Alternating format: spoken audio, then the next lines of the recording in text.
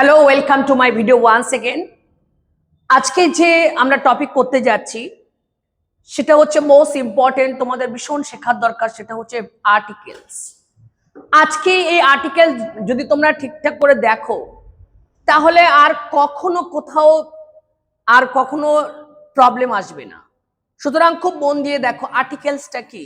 আমি কয়েকটা কোশ্চেন করছি, সেই কোশ্চেনের আনসার আগে তোমরা দেবা, ঠিক আছে?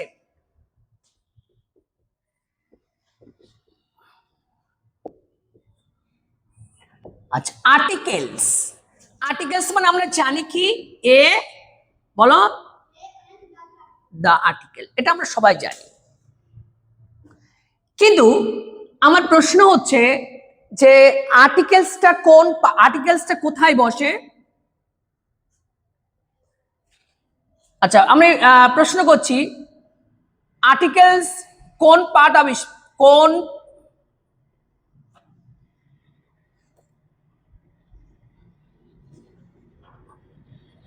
অফ স্পিচ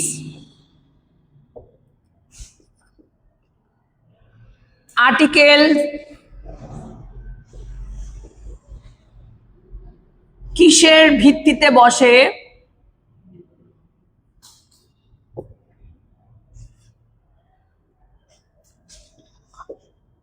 আর আরেকটা হচ্ছে কত প্রকার। আগে এই তিনটে কোশ্চেন আমরা আনসার নেব, ঠিক আছে? তারপরে আমি আর্টিকেলস এর ভিতরে ডিটেলসে যাব। আমাকে বলো প্রথমে, আর্টিকেল কোন পার্ট অফ স্পিচ বলতে পারবে? আর্টিকেল কোন part of speech? Noun, pronoun, verb, adjective, adverb, preposition, conjunction, interjection, কোনটা বলতে পারবে? কোন পার্ট অফ স্পিচ? পারবে না? লিখে নাও, আর্টিকেলস হচ্ছে অ্যাডজেক্টিভ। তাহলে আমরা একটা উত্তর পেয়েছি, লিখে নাও খাতায়। তাহলে আর্টিকেলস কোন পার্ট অফ স্পিচের মধ্যে পড়বে? অ্যাডজেক্টিভ। Very good. আচ্ছা, তারপরে সেকেন্ড কোশ্চেনটা, আর্টিকেল কিসের ভিত্তিতে বসে, পরে আসে। আর্টিকেল কত প্রকার বলতে পারবে? আর্টিকেল কত প্রকার? কেউ, এনিওয়ান?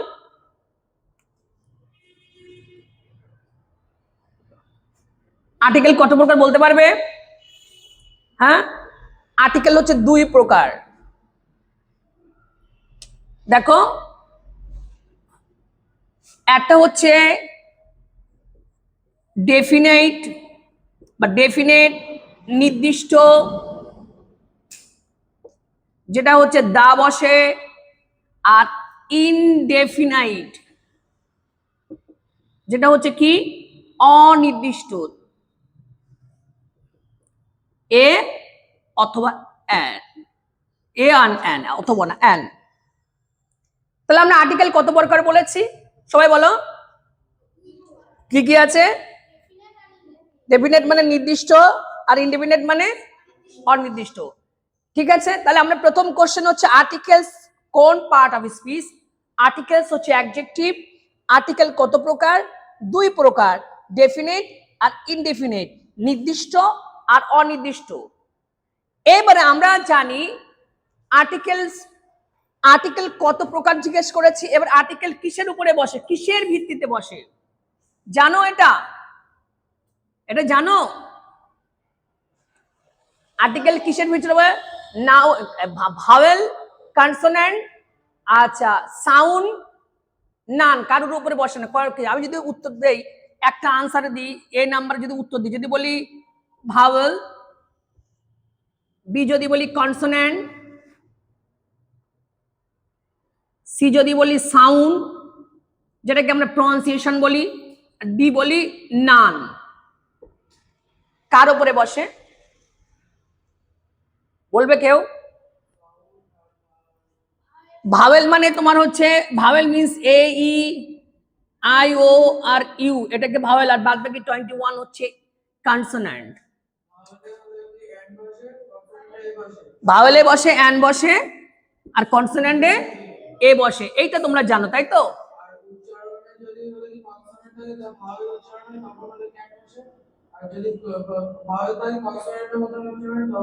ঠিক আছে, এই পর্যন্ত বুঝেছো? আমি এক্সাম্পল দিই, তাহলে আমি পুরো ক্লিয়ার করো কিসের উপর বসে আমি এখন বলবো না। আগে এক্সাম্পলটা লেখো, এক্সাম্পলটা লেখার পরে আমাকে আগে বলো, তারপরে আমি তোমাকে এক্সপ্লেন করব। আচ্ছা, এই দুটো সেন্টেন্স, 1 নাম্বার একটা আর এ, ভালো করে শুনবে। প্রথমে আমি লিখছি,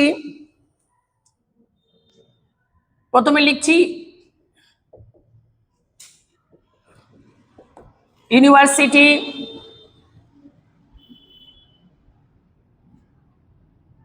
আমব্রেলা, ঠিক আছে। আর একটা দিচ্ছি,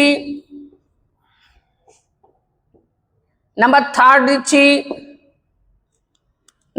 দিচ্ছি হিস্ট্রি, নাম্বার 4 দিচ্ছি অনেস্টি, ঠিক আছে।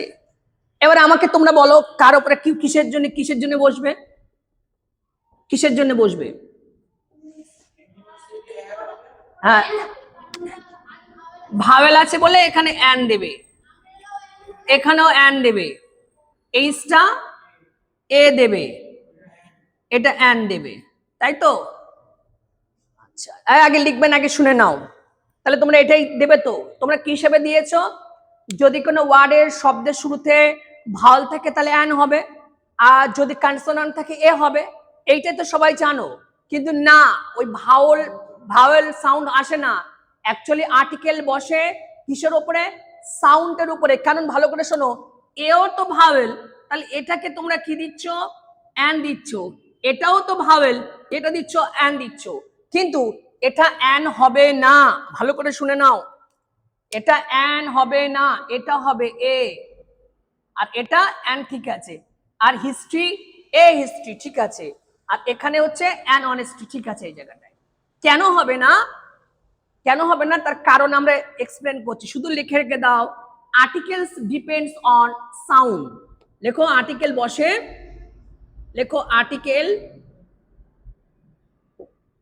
বসে সাউন্ড, যেটাকে আমরা প্রনাউন্সিয়েশনের ওপর নির্ভর করে।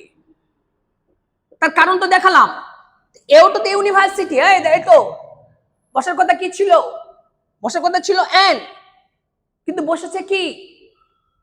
এ, আমব্রেলা, ঠিকই আছে।